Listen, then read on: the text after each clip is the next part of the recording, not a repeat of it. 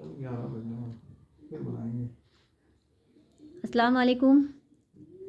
अभी पिछली वीडियो में जो मैंने ढेले चुन लो कहानी आप लोगों को पढ़ाई थी, उसी पर बेस्ड ये व्याख्या है। इसको मैं बता देती हूँ कि आपको कैसे लिखना है। क्वेश्चन आपका आएगा, आपका ये दिया रहेगा ये लाइन कि अपनी आँखों से देखकर अपने हाथ से चुने हुए मिट्टी के डगलों पर भरोसा करना क्यों बुरा है, और लाखों करोड़ों कोस दूर बैठे बैठे मिट्टी और आग के ढेलों, मंगल, शनिचर और बृहस्पति की कल्पित चाल के कल्पित हिसाब का भरोसा करना क्यों अच्छा है। इसकी संदर्भ और प्रसंग सहित व्याख्या कीजिए। तो कैसे लिखेगा आप? संदर्भ में क्या लिखना है कि ये पंक्तियाँ हमारे पाठ्य पुस्तक में के अंतरा भाग 2 के सुमेरिनी की मन से के पाठ ढेले चुन लो नामक लघु निबंध से ली गई है, और इसके लेखक हैं चंद्रधर शर्मा गुलेरी जी हैं। संदर्भ में आपको लिखना है, प्रसंग में लिखना है, बताना है कि इस पे जो वैदिक काल में जो पत्नी चुनने की जो परंपरा है और आधुनिक युग में जो पत्नी चुनने की परंपरा है, उसकी लेखक इस पंक्तियों में क्या कर रहा है? तुलना कर रहा है कि दोनों में से कौन सही है। तो लेखक तुलना करते हुए क्या बताते हैं कि वैदिक काल की जो विवाह प्रथा को श्रेष्ठ बताया है, कि पहले की विवाह प्रथा ज़्यादा श्रेष्ठ है आधुनिक काल के विवाह प्रथा से। अब व्याख्या करने में बताइए व्याख्या कैसे करना है। तो लेखक इसमें क्या कहना चाह रहे हैं?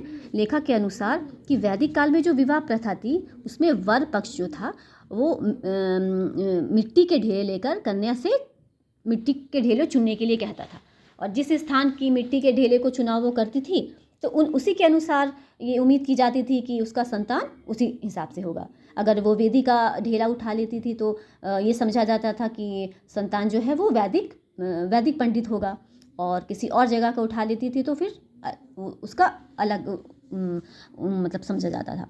तो आधुनिक काल में भी लेखक ये इन पंक्तियों में लेखक ये कहना चाह रहे हैं ना कि आधुनिक काल में भी कन्या को इसी तरीके से चुना जाता है। ऐसा नहीं है कि आज हम बहुत आधुनिक हो गए, बहुत मॉडर्नाइज हो गए हैं। क्यों? क्योंकि आज के ज़माने में भी जितने भी आप पढ़े लिखे हो, आप विवाह से पहले हिंदुओं में क्या होता है कि कुंडलियाँ मिलाई जाती हैं, नक्षत्र और ग्रह के बारे में जानकारी ली जाती है कि कौन सा ग्रह सही है, कहीं शनि का तो प्रकोप नहीं है। तो जिन ग्रहों के बारे में हम जानते ही नहीं हैं, केवल हम कल्पना कर सकते हैं, तो उन ग्रहों के आधार पर ज़िंदगी भर के जीवन साथी का चुनाव करना कितना सही है। तो इसकी तुलना जो है इन पंक्तियों में लेखक कर रहा है। तो आज भी उन्हीं ग्रहों के आधार पर बता रहे हैं कि विवाह निश्चित होते हैं। लेखक कहते हैं कि अरे वैदिक काल में कम से कम हम उस मिट्टी के जगह के बारे में, स्थान के बारे में जानते थे कि ये मिट्टी है, चलिए ये मिट्टी शमशान की है, ये मिट्टी वेदी की है, या ये मिट्टी पशुआलय की है। लेकिन आज का ये जो आधुनिक इंसान है, इतना तरक्की करने के बाद भी क्या है कि आज तो हम बिल्कुल आज भी वैदिक काल की तरह ही हम लोग जी रहे हैं, परंतु ग्रहों का ज्ञान किसी को नहीं है, ये एक कल्पना है। लेकिन इसीलिए लेखक इसमें कहा है कि वैदिक काल की जो विवाह प्रथा है वो आधुनिक काल की विवाह प्रथा से ज़्यादा अच्छी थी, क्योंकि उस वक्त के लोग कम से कम उतने जानकार नहीं थे। आज तो हम जानबूझ के जाहिल वाली काम कर रहे हैं। ठीक है, तो इस तरीके से आपको ये लिखना है।